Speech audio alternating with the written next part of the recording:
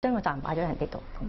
提倡社區經濟嘅龐一鳴認為，政府應該擔當推動者嘅角色，配合垃圾徵費政策，鼓勵環保組織、大廈法團或者係互委會等等合作，提倡社區減少浪費，同時推動社區經濟。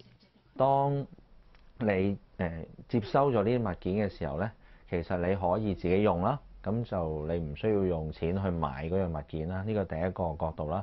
第二個角度咧就係佢收咗翻嚟之後咧，其實咧佢係可以再賣出去嘅。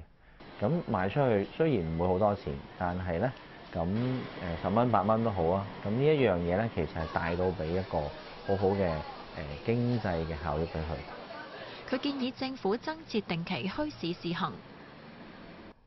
睇完呢個例子，或者大家可以趁住農曆新年之前，將大掃除揾出嚟嘅嘢問下身邊嘅親友要唔要，又或者係買少一啲賀年擺設，減少消費，減少浪費，為保護地球多走一步。嗱，但係利是咧就一定唔可以